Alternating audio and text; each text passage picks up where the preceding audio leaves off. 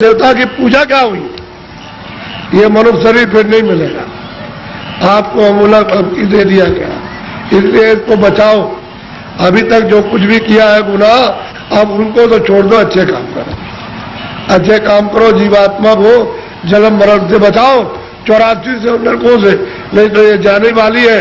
और मनुष्य शरीर ये खाली होने वाला, ये तो किराए का मकान है। ए बच्चे बच्चियों, ये किराए का मकान है, वो ये नहीं देखा गया 2 बरस का है, 4 बरस का है, 10 का है, वो 20 साल का है, 50 का, 100 की पूंजी आपको दी जाती है। जिसकी पूंजी खत्म हुई और फिर खड़ा हो जाएगा, निकलो उसी वक्त निकाल के।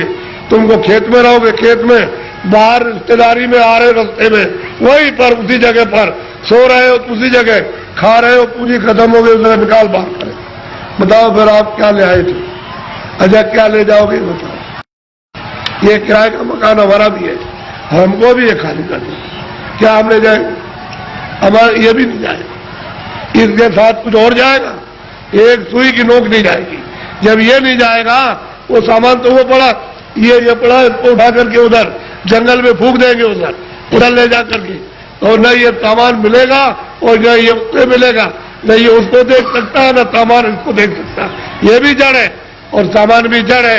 तो फिर चेतन में आप बेचारे, चेतन को आपने क्या किया? गड्ढे में डाल दिया। इस चेतन की पूजा तब होगी जब चेतन को जगा लो, जीवात्मा को जगाओ, और दरवाजे पर दोनों आंखों के मध्य में जाग जाए, उसकी गंदगी दूर हो जाए, तब परमात्मा की पूजा करें, तब मिले। सुलभ है, सीधा है, आसान, सब कर सकते हैं, स्त्री बच्चे पुरुष, खेत में खलिहान में, घर में, सुबह और शाम। तुम 1 घंटा समय नहीं निकाल सकते हो 24 घंटे में परमात्मा को प्राप्त करने के लिए, और बस इसी में समय सो करके और खा पी करके बिता रहे। ये धिक्कार है ऐसे जीवन को। तो देवी देवताओं से जिनको आप मानते चले आओ, उसे प्रार्थना करो कि हमको सद्बुद्धि दीजिए कि हम भौतिक चीजें समझ सके, और फिर अपनी जीवात्मा को जगाने के लिए कोई ऐसा रास्ता हमको दिखा दीजिए, सुझाव हमको दे दीजिए, तो हम वहां पहुंच जाए, वहां रास्ता पा करके रास्ते से निकल जाए। तब ये जीवात्मा की गति यानी होगी छुटकारा, तब इसको छुटकारा होगा, तब मुक्ति और मोक्ष मिलेगी। नहीं तो परमात्मा क्या कुछ भी नहीं प्राप्त कर सकते हो, न देवी देवताओं के पास पहुंच सकते हो, न स्वर्ग वैकुंठ में, न मनुष्य पा सकते हो।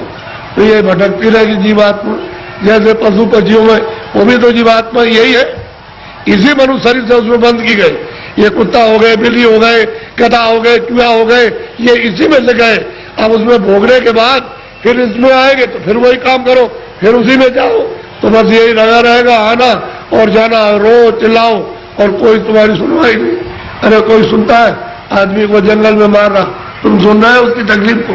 पशु बीमार है, उनको आप मार रहे हो डंडे से, और चलो चलो, उसको बुखार चढ़ा, सिर में दर्द है, उसको भूख लगी है, प्यास लगी, वो बेचारा, तुम उससे पूछ रहे हो कि तुमको प्यास लगी है, वो बता देगा। अरे मनुष्य शरीर अमूलक है, ऐसा शरीर में मिलेगा नहीं। और कोई ऐसे काम, कोई कर्म नहीं कर रहे हो जिससे मनुष्य शरीर पा जाओ। जो भी कर्म करते हो मनुष्य शरीर से नीचे जाने के, चारों खानों में जाने के और नरकों में जाने के काम कर रहे हो, तब आपको उस समय पर कोई बचाएगा नहीं, न रिश्तेदार, न भाई, न बहन, न पति, न पत्नी, न बच्चे, न बच्चों को माँ बाप, कोई न धन न दौलत, कौन इसको बचाएगा? सभी अलग अलग पड़े, सब अलग हो जाते हैं। इसलिए आप लोग थोड़ा सा कुछ समझ लो कि मैं किस लिए आया हूं। यहाँ आपके बाईपास पर मथुरा में सत्संग होता है, तो आप जरा सा वहां थोड़ा समय देकर के समझ लो। अगर अच्छी चीज मिल जाए तो ले लो, और नहीं अपने घर चले जाओ।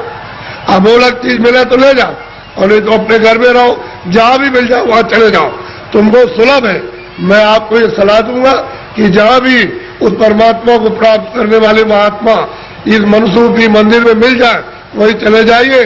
तो ये खैर हो गया है, ये मंदिर, ये मनुष्य मंदिर खैर है, इसमें सब बुरी बुरी चीजें भरी है, और उनके द्वारा ये निकल जाएगा तो साफ सुथरा, बड़ा सुंदर, बड़ा अच्छा लगेगा उस समय पर। और जीवात्मा जाग जाएगी तो जगमग जगमग जगमग, अंधेरे का नाम नहीं रहेगा, बाहर भी उजाला, अंदर भी उजाला।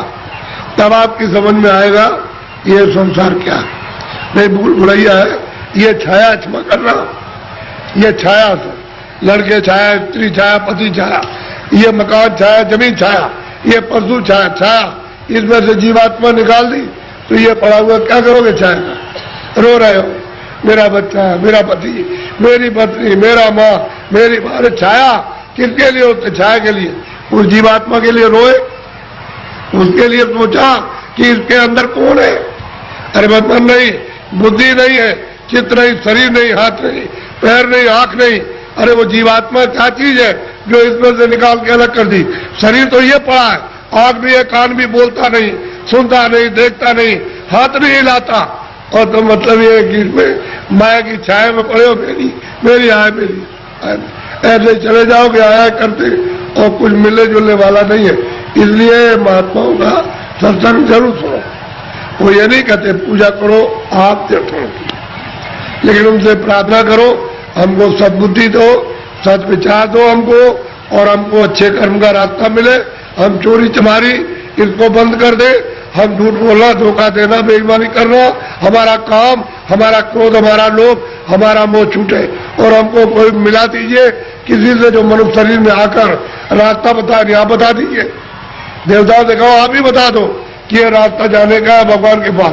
अगर नहीं बता सकते हो तो फिर किसी महात्मा से मिला दो। हमने इसलिए तुम्हारी पूजा की हो, तुमको माना कि हमारा आत्म कल्याण हो जाएगा, जन्म मरण से बच जाएंगे, 84 नरकों से बचेंगे। अगर देवता ने तो खोज करो महात्मा। मैं किसी को कुछ कहता नहीं, समझ लो अच्छी तरह से सत्य बात। उसको मछली रहती है, कछुआ रहता है उसी में, जीव जंतु उसी जमुना जी में, उसी गंगा जी में रहते हैं। तो आपको ये जानना चाहिए, आप वहां जाते हो स्नान करने के लिए तो पाप आपका धुल जाएगा। पाप तो यहाँ जमा है, यहाँ तो पानी नहीं जाता, यहाँ अग्नि नहीं जाती है। तो ये बताओ कि तुम जब यहाँ, वो कैसे धुलेगा?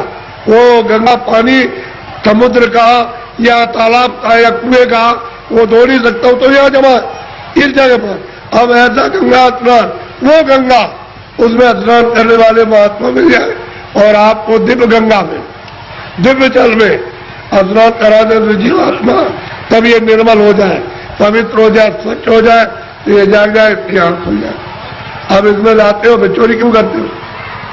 इसलिए करते हो जमुना में हम नहालेंगे तो हमारी फिर चोरी माफ हो जाएगी। चोरी वोरी माफ नहीं होती, वो तो यहाँ जमा, यहाँ पानी नहीं जा सकता। ये तो शरीर के नाके पर, जीवात्मा शरीर में नहीं है, जीवात्मा शरीर के बाहर, ये यहाँ नहीं है, नाक में नहीं, और मुंह में नहीं है, हाथ और पैरों में नहीं, ये दोनों आंखों के ऊपर बैठी हुई है। बस ऊपर में गंदगी उस पर डाल दी, इसलिए रुकी पड़ी हुई है।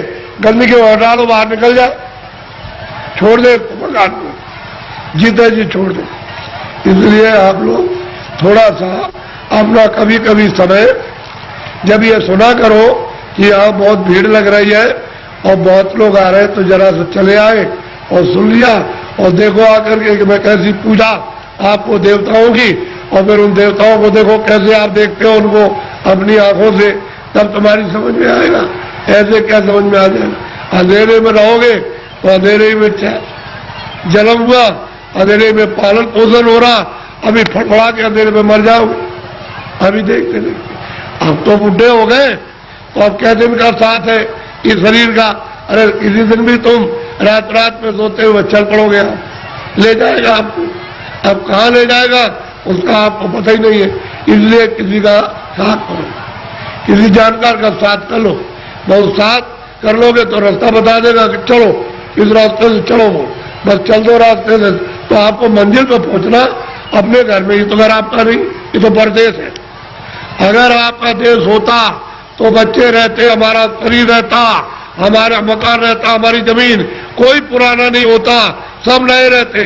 लेकिन आपका मकान है ही नहीं, उसने दे दिया किराए पर थोड़े दिन के लिए, बस समय पूरा हुआ निकाल करके बाहर कर दिया, बस खत्म। ये आपका कोई सामान परदेश है, तभी तो दूसरे के देश में निकाले जाओगे। अपने देश में पहुंच चलो, वहां आराम से रहना, कोई जलमता मरता नहीं है, न वहां कोई हिंदू, न कोई मुसलमान, न दफ्तर है, न खेती है, न दुकान, न कोई बीमारी, न हाल न बच्चे, वहां आनंद ही आनंद है। अपने घर में, अपने देश में चलो। ये तो परदेश है। परदेश में आकर के कितने जो और कितने जल बीत गए ठोकर खाते, अभी तक किनारे पर नहीं आए और मनुष्य शरीर पाया और फिर उधर ही लौटे जा रहे हो।